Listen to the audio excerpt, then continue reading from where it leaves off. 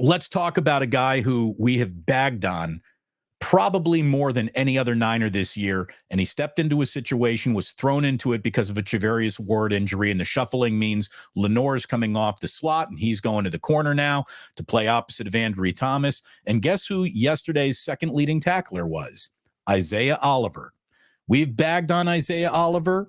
He has played his way into the depth chart, not to the top of it. But he really responded yesterday, and I think we got to give him a little golf clap on that one.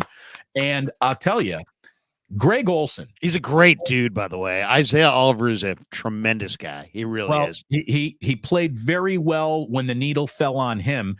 And talking about needles falling on guys, dude, Jair Brown can play, Larry, straight up. Like, I'm not worried about Talanoa Hufanga's injury being the reason why this defense is going to perform or function differently.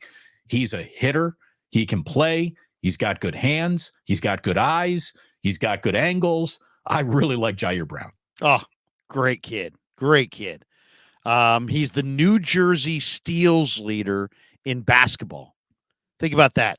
Ooh, so he's got great anticipation. He's got great hands. He's got great 2 or 3 step quickness.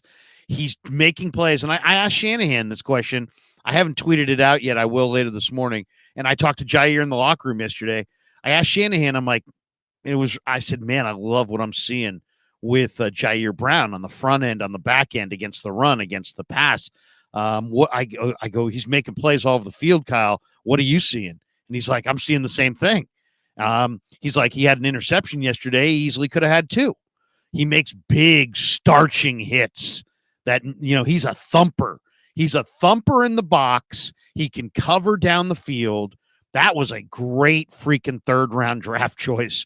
That kid was, as I said, he was a 2-sport star in high school. He followed Jaquan Brisker to junior college, then followed Brisker to Penn State. Brisker's now with the Bears.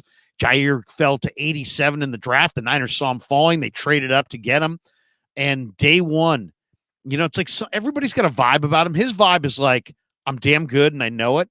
I'm not arrogant, but I don't lack for confidence. Right. And then I went up to him in the locker room and I said, hey, have you talked to Talanoa? Because Talanoa's taken a personal interest in this kid's development, despite that Talanoa himself is, this kid's taking his spot as Talanoa's on the IR.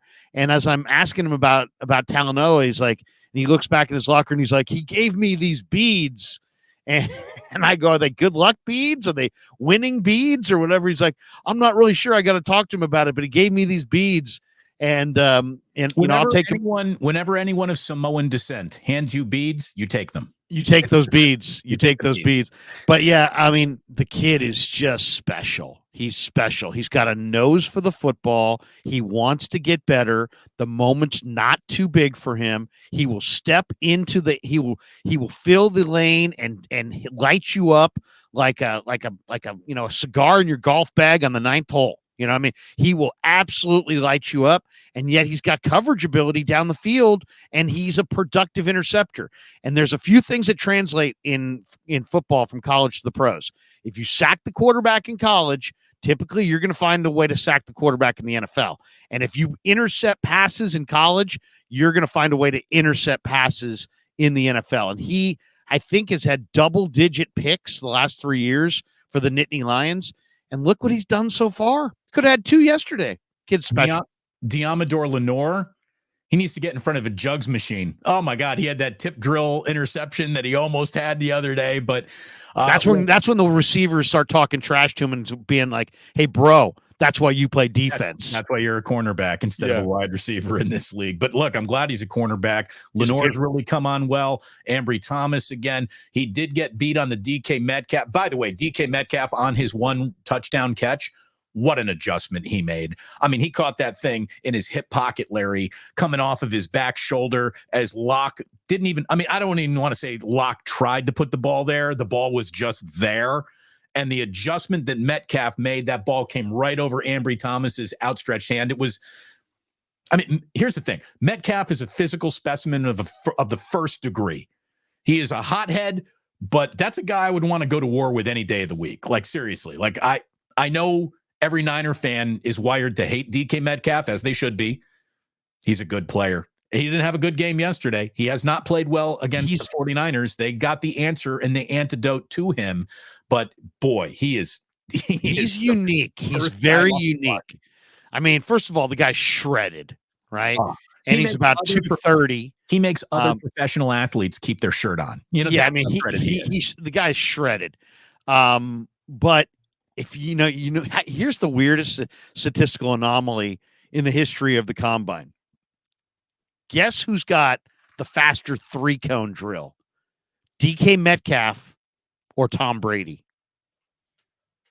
Well, you wouldn't be asking me if the answer weren't Tom Brady. It's Tom freaking Brady. DK doesn't run the full tree. He's a go pattern guy. He's a post pattern guy. He's got like 4 routes that he can run. Well, he's so freaking big, Larry. I'm surprised he isn't like Brandon Ayuk, like a jitterbug can do anything, cut on a dime. He's just too much man to turn around fast. And Mooney, Mooney's a great matchup for him. I really believe DK is one of the main reasons the Niners went after Mooney Ward, because Mooney's the perfect answer to DK. But DK he's so big and so fast. And, could you imagine what DK would be with Kyle Shanahan calling plays where you get him in the middle of the field? You saw that middle of the field play against Dallas where he ran away.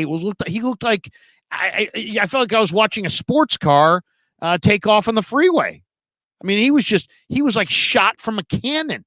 I've never seen anybody that big with that kind of straight line speed.